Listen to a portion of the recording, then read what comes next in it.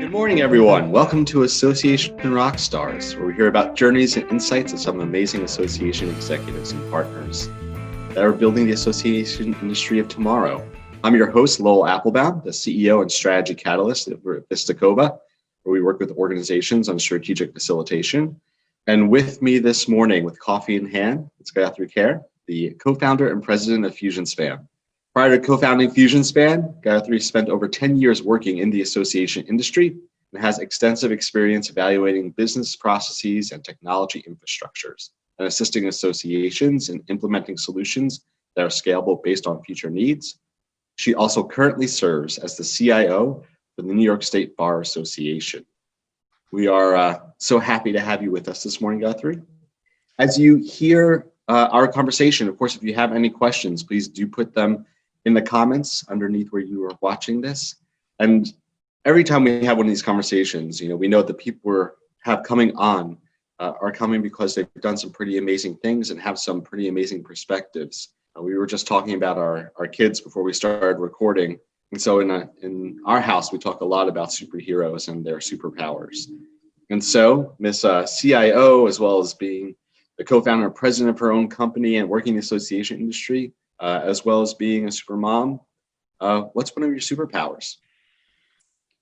This one was really tough for me. I actually went and asked my 5-year-old, I like that. What do you think my superpower is? And he's like, well, you're goofy when you're with me. And I was like, well, that's not really a superpower. So it was interesting because he thought about it for a second and then he said, well, I think you have spidey sense. And he was like, well, when I'm feeling sad, you just come and hug me and I don't have to tell you how I feel. You just know. So he says, you have an instinct for people and things. And that was kind of eye-opening for me because I never thought of myself that way. And when I thought back that night, because that got me thinking a little bit.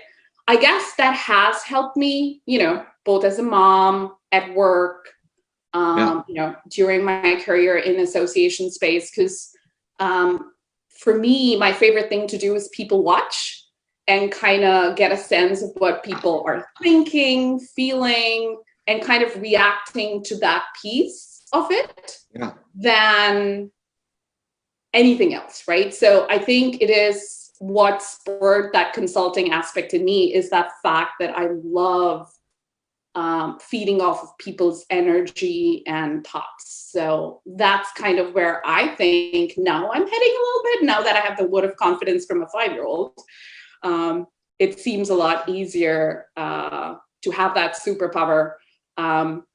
So I went from goofy Gayathri to Spidey Gayathri in some way, I would say. Well, I find our little ones are often our best mirrors to reflect who we actually are because they tell you the unbridled truth one way or another.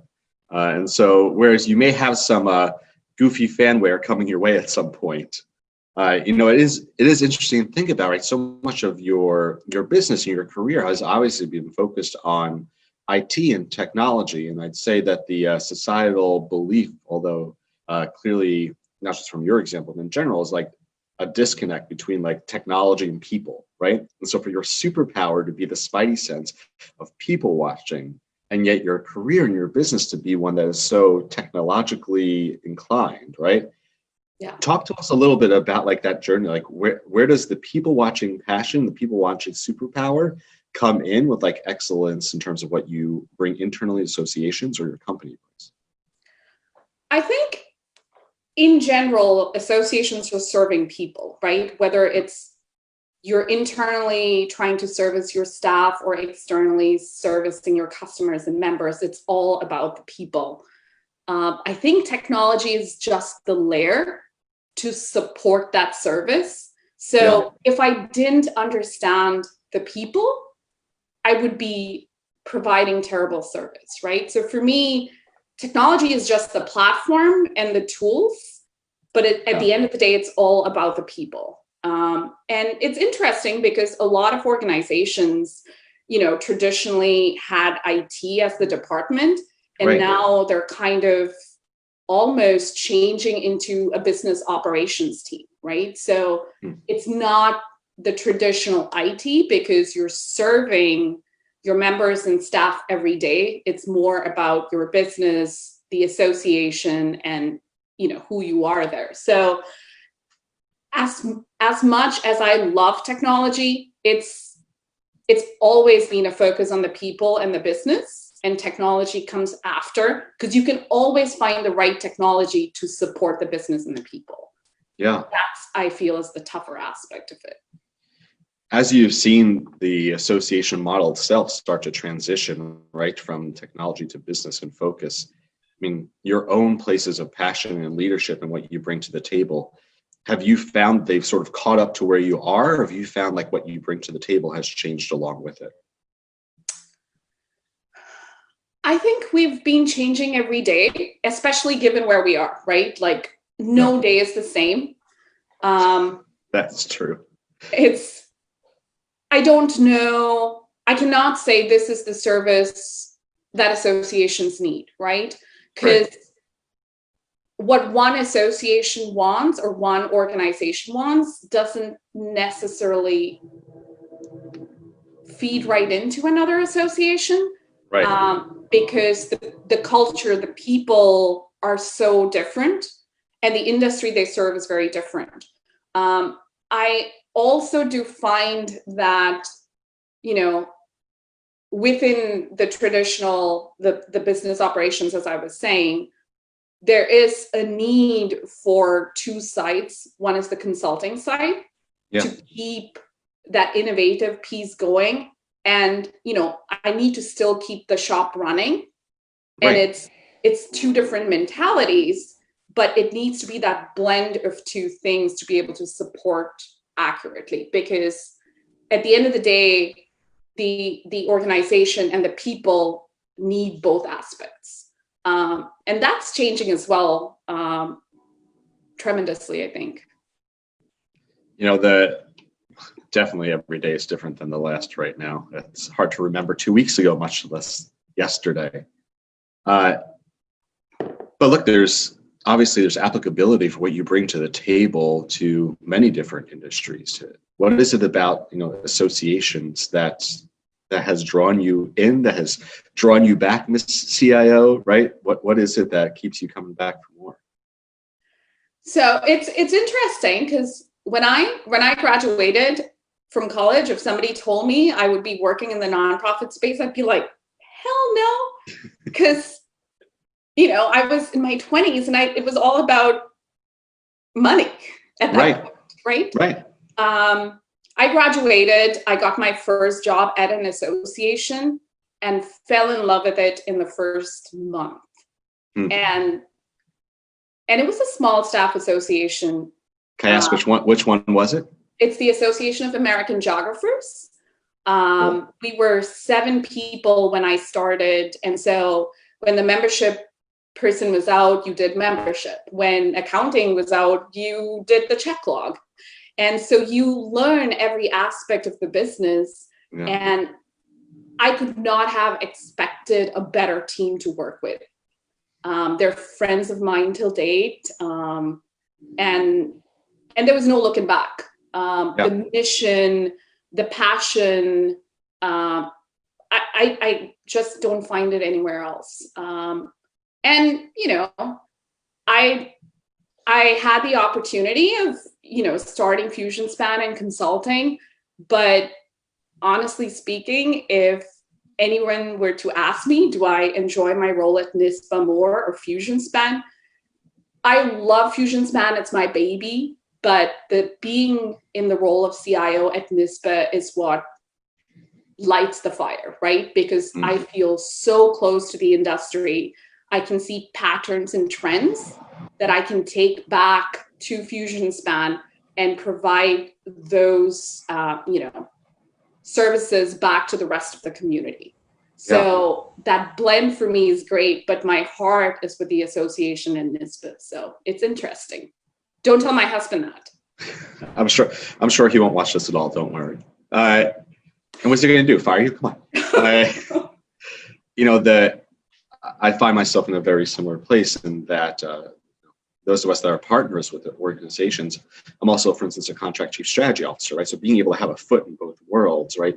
You both get to be able to help lots of organizations, but to dive deep with some organizations and be part of their mission, be part of their journey. You know, as you look ahead for what you think the association world is going towards, you know, what do you think is next for associations? Like, where do you think they should be focused? I think there's definitely, you know, hybrid meetings or virtual meetings are definitely going to be some sort of the new norm. And the experience is very different. Yeah. And I think a lot of associations are going through that process of, you know, what does that digital experience mean to meetings? I think that's going to be a huge driver over the next at least few months, if not years. And I also think the whole certification accreditation piece of it is going to, you know, it's going to be disrupted, right? Like I think it's change, right? And I think a lot of organizations that said we'll never be remote or we'll never have virtual teams are now rethinking that. You know, your biggest costs are brick and mortar. Yeah. And you know, it's just, I think organizations are going to think differently about what, you know, having virtual teams, digital experiences mean. I think that's really where the trend's going to lie. You know, in these times, I think people look to associations to lead them, right? Whether it's for networking or best practices. So I think I actually find anytime there is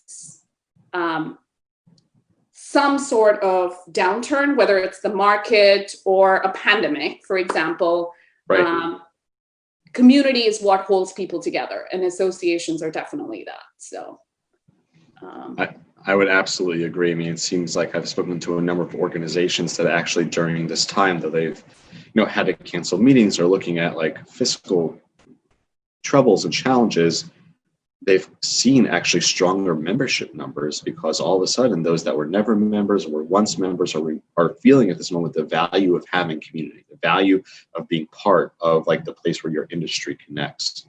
There's something definitely to that. You know, as you think about these next places of focus for organizations based on like what is shifting now, what may happen tomorrow, you know, those that are the individuals that work for associations, like those that are within our realm, right? The executives or the partners, where do you think, you know, colleagues should be focused to be successful with that? Like how do future rock stars become rock stars, knowing what we know today?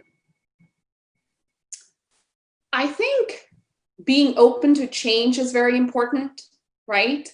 Yeah. Like every day, every minute could be different, right? I think it's also very important to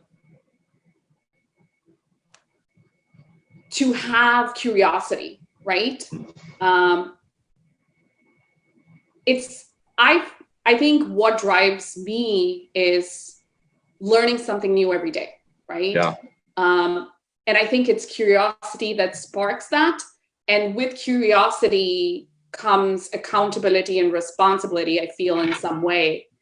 And that combination, I think, can really drive you to be an association rock star. Because you're not only improving yourself, but those characteristics, I think, also help improve people around you, because knowingly or unknowingly, you're changing the way they think. So I think it's just having curiosity, which then funnels the rest of the characteristics that helps. I love the curiosity, and I'm going to come back to that in a moment. As you think about the journey you've walked, any examples of leadership that have guided you in that journey, that have been mentors, or been those that have sort of shown you a way to do things or not to do things, but that have helped in your own journey? Okay, this is not rocket science. Reggie Henry, for me, has been my biggest mentor and supporter. And I love him to death. I think without him, fusionSpan would not be fusionSpan, and I wouldn't be me. So Reggie's definitely made a change in my life. I have this core group of leaders in the association space who are also women, the Association Women Technology Champions. They keep it real for me.